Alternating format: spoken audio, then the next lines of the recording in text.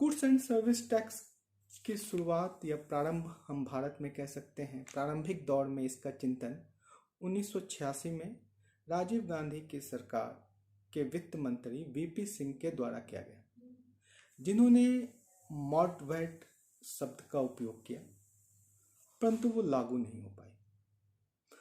1999 में जब अटल बिहारी वाजपेयी की सरकार आई तो उन्होंने बंगाल के वित्त मंत्री, वेस्ट बंगाल के वित्त मंत्री असीम दास गुप्ता के नेतृत्व में एक समिति का निर्माण किया, जिसमें विमन जलान और सी रंगराजन सम्मिलित हुए।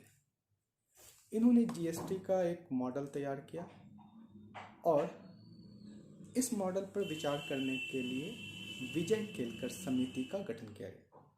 विजय केलकर समिति ने 2005 में अपनी रिपोर्ट प्रस्तुत की और अपने रिपोर्ट में उन्होंने कहा कि इस प्रकार की जो व्यवस्था है उसे 12th फिनांस कमीशन, जो 2005 से 2010 के बीच में अपने कार्य कर रहे थे, उसके साथ लागू की जाए। तत्कालिक वित्त मंत्री चिदम्बरम ने इस पर संसद में चर्चा की, परंतु ये व्यापक रूप से आगे बढ़ने में सफल नहीं रही।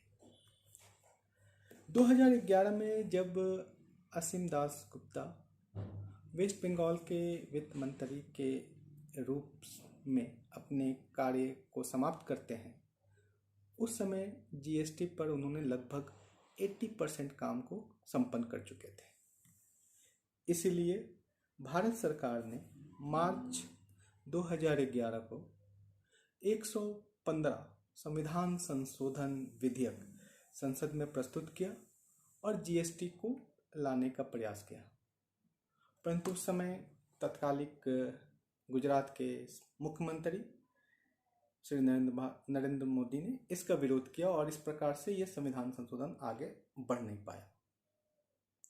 जब प्रधानमंत्री स्वयं नरेंद्र मोदी बने और तब उन्होंने मई 2016 में लोकसभा में इसे बिल को प्रस्तुत किया, जिसे लोकसभा और राज्यसभा ने इसे पारित किया और 18 राज्यों के विधानसभा ने इसे साधारण बहुमत के साथ पारित कर दिया।